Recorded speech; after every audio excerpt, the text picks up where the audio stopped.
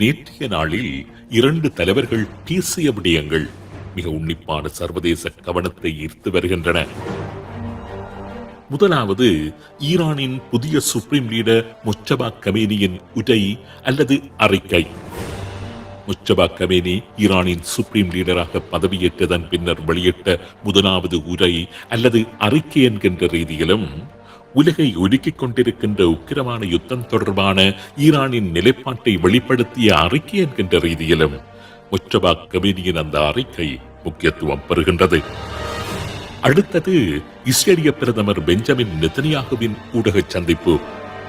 Iran மீதான யுத்தம் ஆரம்பிக்கப்பட்ட பின்னர் அவர் மேற்கொண்ட முதலாவது ஊடக சந்திப்பு என்கின்ற ரீதியில் நெதன்யாகு கூறிய பல விடயங்களும் உன்னிப்பான அவதானத்தை பெற்று வருகின்றன.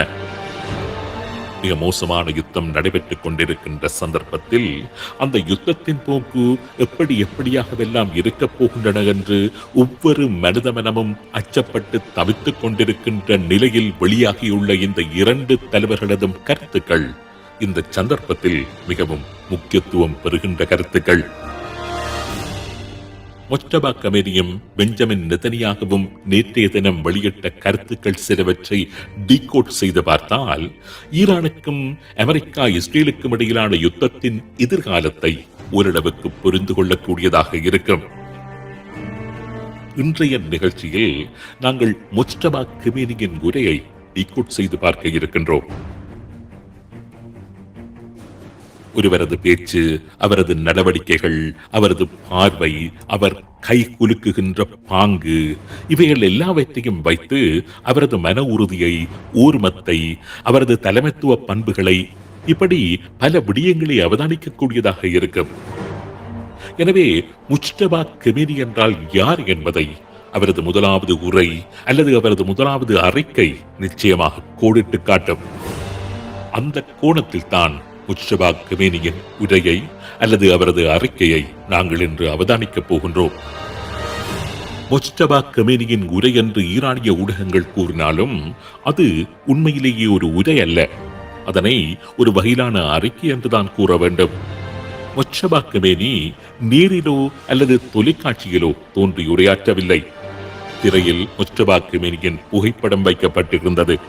முஜ்தபா கமேனியின் உரை என்று கூறி ஒரு உரையை அல்லது அறிக்கையை ஒரு தொலைக்காட்சி தொகுப்பாளர் ஈரானிய தொலைக்காட்சியான பிரஸ் டிவியில் வாசித்தார். முஜ்தபா கமேனி கடுமையாக காயமடைந்திருக்கின்றார். அவரது கால்கள் முறிந்திருக்கின்றன. அவர் கோமாவில் இருக்கின்றார். முஜ்தபா கமேனியின் பெயரில் ஈரானிய இஸ்லாமிய புரட்சிகர படைதான் ஈரானை ஆட்சி செய்து வருகின்றது. இதுபோன்று ஈரானின் எதிரிகளால் வதந்திகள் பரப்பப்பட்டு வந்த நிலையில் நேற்றைய தினம் அவர் மக்கள் முன்பு தோன்றாதது மேலும் பல கேள்விகள், சந்தேகங்கள் மக்கள் மத்தியில் ஏற்படுவதற்கு காரணமாக அமைந்திருந்தது. சரி, இது எப்படி இருந்தாலும் ஈரானின் ஆட்சி உத்தியோகபூர்வமாக ஒரு அறிக்கையை வெளியிட்டிருக்கின்றது. அது ஈரானின் சுப்ரீம் லீடரின் அறிக்கை என்கின்ற அடிப்படையில் ஈரானிய ஊடகத்தில் வாசிக்கப்பட்ட அந்த அறிக்கை இன்றைய சூழ்நிலையில் மிகவும் முக்கியத்துவம் பெறுகின்றது. முதலில் முஜ்தபா கமேனியின் அந்த 4 நிமிட உரையில் அல்லது அறிக்கையில் முக்கியமாக கூறப்பட்டிருக்கின்ற விடயங்கள் என்னவென்று பார்ப்போம்.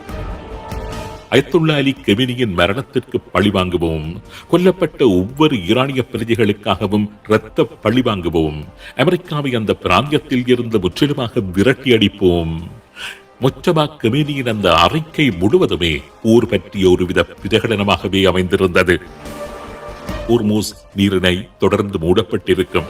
பொருளாதார அழுத்தத்தை வழங்கும் முகமாக அந்த நீரிணையை ஈரான் தொடர்ந்து மூடி வைத்திருக்கப் போவதாகவே அவர் கூறியிருக்கின்றார். மத்திய கிழக்கு நாடுகளில் உள்ள அமெரிக்க தளங்களில் இருந்து ஈரான் மீது தாக்குதல்கள் நடத்தப்பட்டால் அந்த நாட்டின் மீதே தாம் தாக்குதல் நடத்தப் போவதாகவும் அவர் அந்த நாடுகளை எச்சரித்திருந்தார். பல புதிய போர்முனைகளை திறக்கப் போவதாகவும் அவர் தனது அந்த அறிக்கையில் கோடிட்டு காட்டியிருந்தார். யுத்தத்தில் ஈரானுக்கு ஏற்பட்டுள்ள இழப்புகளுக்கான நஷ்ட ஈட்டையும் அமெரிக்காவிடம் அவர் கூறியிருந்தார். அப்படி நஷ்ட ஈட்டை அமெரிக்கா ஈரானுக்கு வழங்காது விட்டால் ஈரானுக்கு ஏற்பட்ட இழப்புகளுக்கு நிகரான இழப்புகளை அமெரிக்காவுக்கும் ஏற்படுத்தப் போவதாகவும் அவர் எச்சரித்திருந்தார். ஈரானுக்கு துணை நின்று போராடுகின்ற ஈரானின் துணை ராணுவ குழுக்களுக்கு நன்றி தெரிவித்திருந்தார்.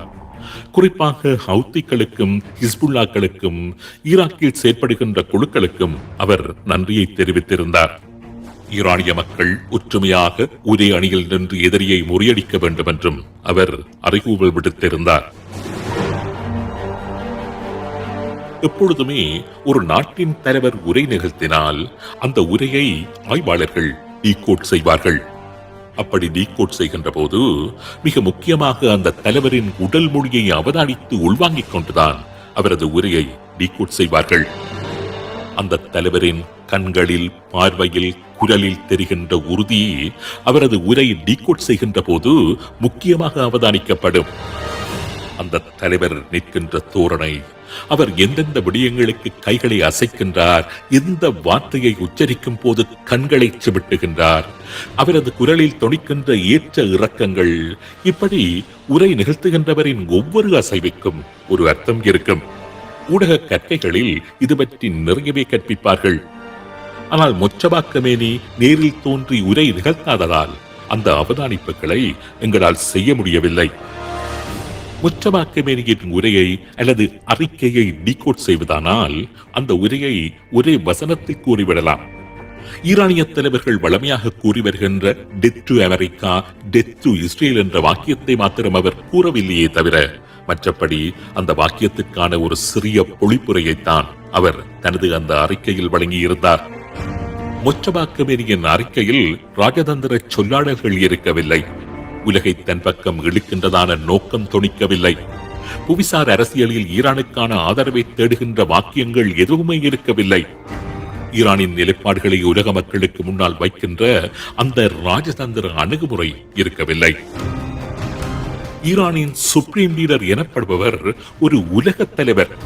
ட்ரம்ப் போல, புட்டின் போல, நரேந்திர மோடி போல, நெத்தனியாகு போல, முஜ்தபா கமேனியும் இன்று ஒரு முக்கியமான உலக தலைவர். அது மட்டுமல்ல, உலகம் முழுவதும் பரவி வாழ்கின்ற சுமார் 200 மில்லியன் சியா முஸ்லிம்களின் ஒரு ஆன்மீக தலைவர் அவர். முஜ்தபா கமேனியின் முதலாவது உரை என்பது ஒட்டுமொத்த உலகமுமே எதிர்பார்த்துக் கொண்டிருந்த ஒரு உரை. ஒட்டுமொத்த ஊடகங்களின் தலைப்புச் செய்திகளுக்கான இடத்தை பிடித்திருந்த ஒரு உரை. அப்படிப்பட்ட ஒரு உலகத் தலைவர் சம்பிரதாயத்திற்காக பெற்றாலும் உலகத்தின் அமைதி பற்றியோ, உலகத்தின் பொருளாதாரம் பற்றியோ, உலக மக்கள் பற்றியோ தனது நல்லெண்ணத்தை, அக்கறையை தனது முதலாவது உரையில் வெளிக்காண்பித்திருக்க வேண்டும். ஆனால் அந்த சந்தர்ப்பத்தை அவர் தவறவிட்டு விட்டார். ஒரு உலகத் தலைவர் என்ற ஸ்தானத்தில் நின்றபடி தனது உரையை முஜ்தபா கமேனி நேற்றைய தினம் நிகழ்த்தவில்லை. மாறாக ஈரானின் இஸ்லாமிய புரட்சிகர படையின் ஒரு தளபதி நிகழ்த்துகின்ற உரை போன்றுதான் அவரது உரை அல்லது அந்த அறிக்கை அமைந்திருந்தது. ஒரு உலகத் தலைவராக தனது முதலாவது உரையிலேயே தன்னை முன்னிறுத்திக் கொள்ளும் ஒரு அரிய சந்தர்ப்பத்தை அவர் தவறவிட்டு விட்டார் என்றுதான் கூற வேண்டியிருக்கின்றது. மிக முக்கியமாக முஜ்தபா கமேனி தனது உரையில் ரஷ்யா பற்றியோ அல்லது சீனா பற்றியோ ஒரு வார்த்தை கூட பேசாததும் ஒரு ராஜதந்திர தவறாகவே பார்க்கப்படுகின்றது. இந்த யுத்தத்தில் ரஷ்யாவும் சீனாவும் ஈரானுக்கு பல்வேறுபட்ட நிலைகளில் தமது ஆதரவை வழங்கி வருகின்ற நாடுகள். ஆயுதங்கள், தொழில்நுட்ப உதவிகள், உளவு தகவல்கள் என்று பலவிதமான ராணுவ உதவிகளை பகிரங்கமாகவே வழங்கி வருகின்ற நாடுகள். முக்கியமாக ராஜதந்திர ரீதியாக உலகமட்ட அழுத்தங்கள் விடயத்தில் ஈரானுக்கு துணையாக இருந்து வருகின்ற நாடுகள். உலகில் ஈரானுக்கு இருக்கின்ற இந்த 2 பாரிய நட்பு சக்திகள் பற்றி முஜ்தபா கமேனி தனது முதலாவது உரையில் ஒரு வார்த்தை கூட பேசாததை நிச்சயமாக மிகப்பெரியதொரு ராஜதந்திர குறைபாடாகவே பார்க்க வேண்டியிருக்கின்றது. ரஷ்யா, சீனா இந்த 2 நாடுகளுமே முஜ்தபா கமேனி ஈரானின் சுப்ரீம் லீடராக பதவியேற்ற போது அவரை அங்கீகரித்து வாழ்த்தியிருந்தன. ரஷ்ய அதிபர் விளாடிமிர் புட்டின் ஈரானின் நம்பிக்கைக்குரிய ஒரு நட்பு சக்தியாகவே ரஷ்யா என்றைக்கும் இருக்கும் என்று கூறி வாழ்த்தியிருந்தார். வெளிச்சக்திகளுக்கு எதிராக ஈரான் புரிந்து வருகின்ற யுத்தத்தை தாம் ஆதரிப்பதாக சீனாவின் வெளிவிவகார அமைச்சர் பகிரங்கமாக கூறியிருந்தார்.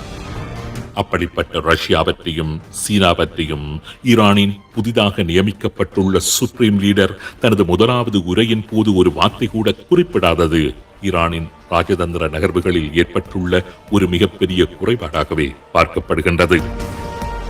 இது நிறைய அனுமானங்களுக்கும் வழி ஏற்படுத்துகின்றது. ரஷ்யாவினதும் சீனாவினதும் பெயர்கள் முஸ்தபா கமேனியின் அந்த உரையில் சேர்த்துக் கொள்ளப்படாதது தற்செயலாக நிகழ்ந்த ஒரு விடயமாக கூறிவிட முடியாது. ஒருவேளை அது தற்செயலாக இடம்பெற்ற ஒன்றாக இருந்தால் கூட அது ஈரானின் புதிய சுப்ரீம் லீடரின் ஆலோசகர்கள் யார் என்கின்ற சந்தேகத்தை ஏற்படுத்துவதாகவே இருக்கின்றது.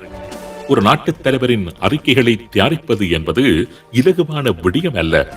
அறிக்கைகளையும் உரைகளையும் தயாரிப்பதற்கென்றே ஒரு குழு இருக்கும். துறைசார் வல்லுநர்கள் பலர் அந்த குழுவில் அங்கம் வகிப்பார்கள். ஈரான் போன்ற ஒரு பாரிய நாட்டின் சுப்ரீம் லீடரின் முதலாவது உரை என்பது ஒன்றும் சாதாரண உரை கிடையாது. உலகத்துடனும் தனது நாட்டு மக்களுடனும் கைகுலுக்கிக் கொள்கின்ற மிக முக்கியமான தருணம்தான் அந்த முதலாவது உரை. அப்படிப்பட்ட மிகவும் முக்கியத்துவம் வாய்ந்த ஒரு உரையின் போது அல்லது அறிக்கையிடலின் போது அதனது நேச சக்திகளை தவறவிட்டது என்பது ராஜதந்திர விடயத்தில் ஈரானின் பலவீனத்தையே வெளிப்படுத்தி நிற்கின்றது. ஈரானின் சுப்ரீம் லீடரின் ஆலோசகர்கள் பற்றிய பலமான சந்தேகத்தையும் ஏற்படுத்தி நிற்கின்றது. ஈரானின் புதிய சுப்ரீம் லீடர் என்பவர் வெறுமனே ஒரு யுத்த தளபதியாகத்தான் ஈரானில் பலம் பெறப் போகின்றாரா என்கின்ற கேள்வியையும் எழுப்பி நிற்கின்றது. உண்மையிலேயே முஸ்தபா கமேனியின் நேற்றைய அறிக்கையை, அதுவும் அவரது முதலாவது அந்த அறிக்கையை பார்க்கின்ற போது ஈரான் போன்ற ஒரு பாரிய தேசத்தின் தலைவரது அறிக்கை போன்று எனக்கு தோன்றவில்லை. எந்தவித நடைமுறை அரசையும் கொண்டிராத ஒரு ஆயுத குழு ஒன்றின் தலைவர் விடுகின்ற அறிக்கை போலவே இருந்தது.